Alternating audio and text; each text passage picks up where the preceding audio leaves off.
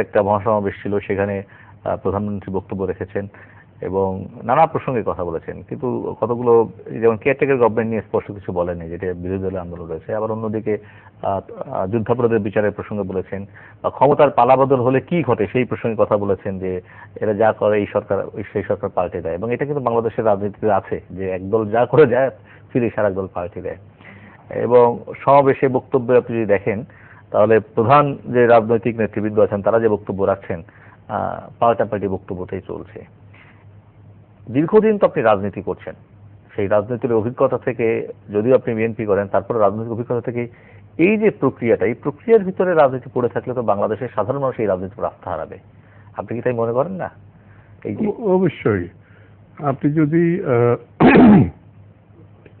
বক্তব্য একটু কেয়ারফুলি যদি লক্ষ্য করেন, আমি তো মনে করি প্রথমে আমাদের গণতন্ত্রের কথা আমরা বলছি, কিন্তু আসলে কি আমরা গণতান্ত্রিক আচরণ করছি কিনা?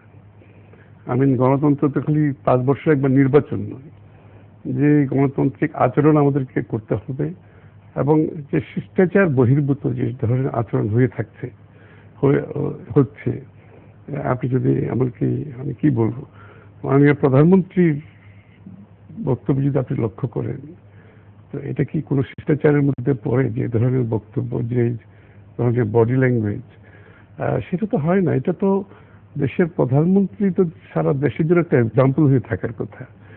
বাকি নেতৃবৃন্দের কথা নাই বা বললাম। তা আমাদের তো আসলে রাজনৈতিক আচরণ তো শিখতে হবে, এবং রাজনীতির যে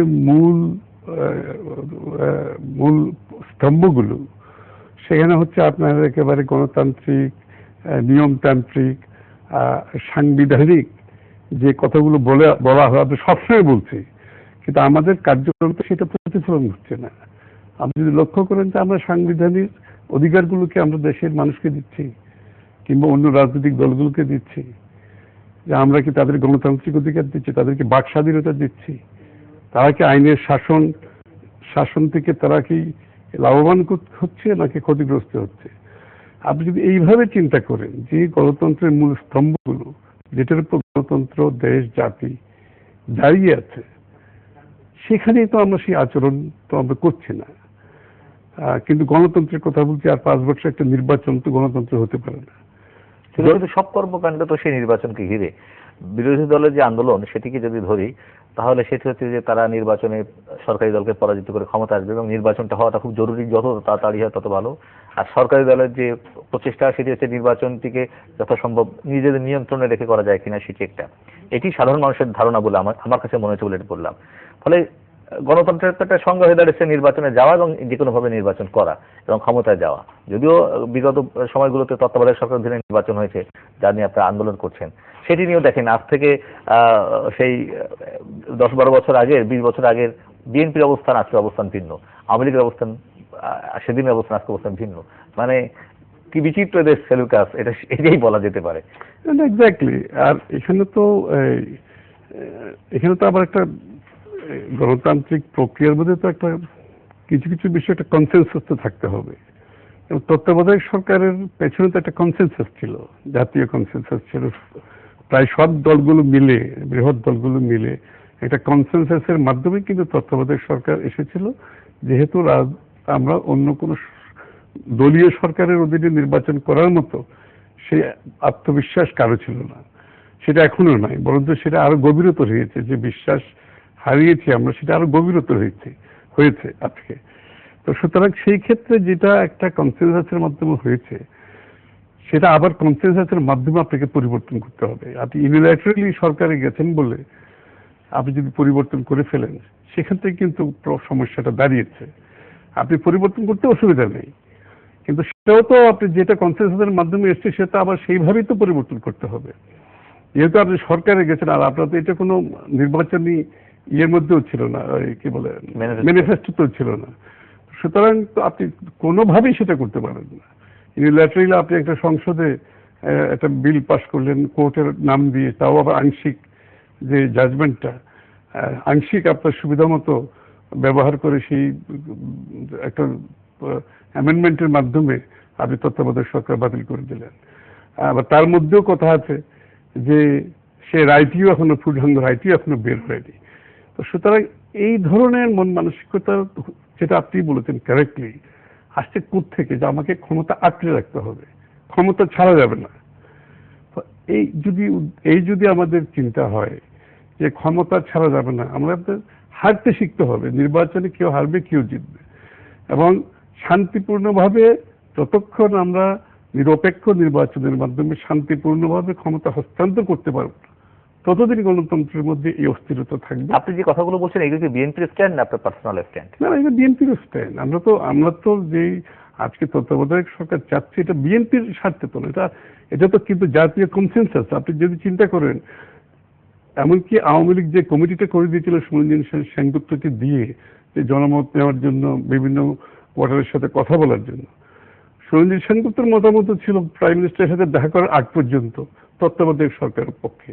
এখনো কিন্তু দেশের সাধারণ মানুষ যেখানেই যান, যে নিরপেক্ষ নির্বাচন হতে হলে তত্ত্বাবধায়ক সরকার ছাড়া কোনো দ্বিতীয় পথ নেই।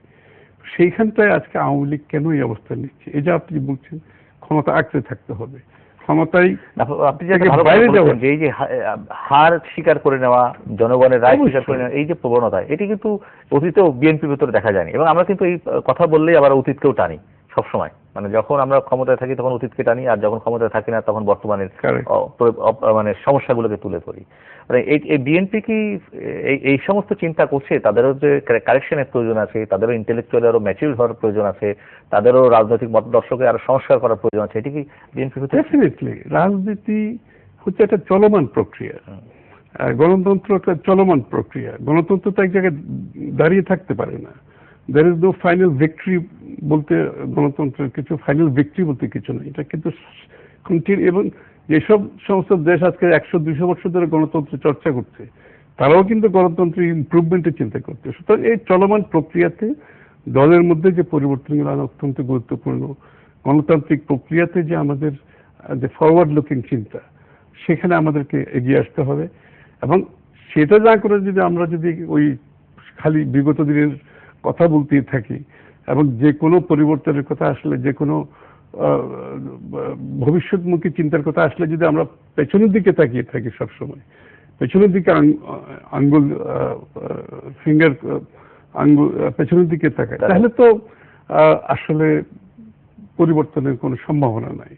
এবং দেশের মানুষ কি চাচ্ছে? আজকে দেশের মানুষ তো পরিবর্তন চাচ্ছে, এটা আমাকে স্বীকার করতে হবে।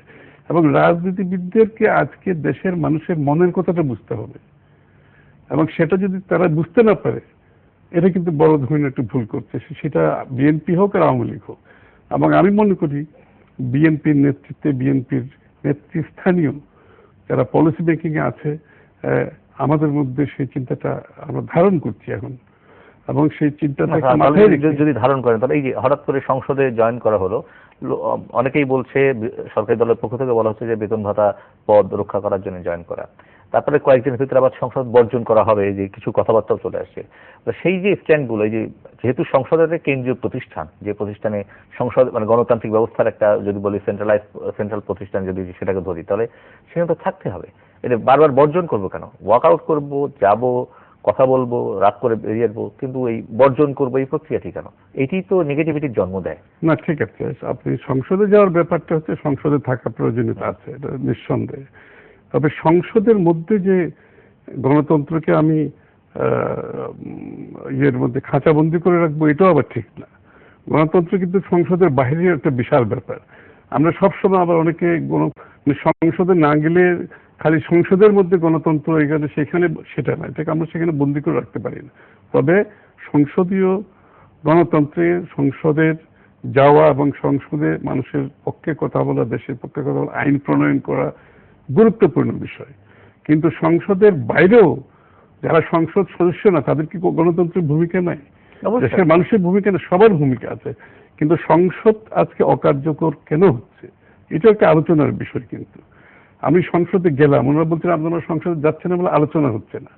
এটা এই আলোচনা তো সংসদের বাইরে হবে। বিএনপির বিরুদ্ধে একটা অভিযোগ, প্রত্যেকটা রাজনৈতিক দলের সংসদীয় দলও আছে, সংসদের বাইরেও আছে, রাজপথ আন্দোলন থাকবে, সংসদে থাকবে, সংসদে থাকতে হবে, এটা সাধারণ মানুষ মনে করে। কিন্তু ধরেন সরকারি দলের বিরুদ্ধে অভিযোগ ছিল তারা সদস্যরা বিরোধী দলের বিরুদ্ধে কটু কথা বলে।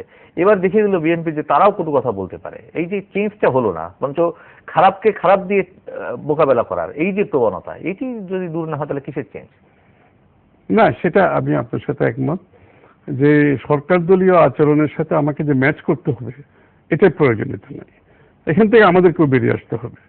কিন্তু আপনি যদি দেখেন সংসদকে কি আজকে তারা কার্যকর করার কোনো ইচ্ছা আছে কিনা? দেশে আজকে দ্রব্যমূল্য বৃদ্ধি, শেয়ার বাজারে লুটপাট, আইন শৃঙ্খলার অবনতি, স্বাধীনতা সার্বভৌমত্ব প্রশ্ন, সীমান্তে হত্যা, আপনি যদি অর্থনৈতিক বিপর্যয়, আজকে গ্যাস বিদ্যুৎ পানির, আপনি দেশের এমন হেন কোনো প্রবলেম নাই আজকে দেশ ফেস করছে না। এর কি কোনো একটি বিষয় নিয়ে সংসদে আলোচনা হচ্ছে? আপনি আমাকে বলেন।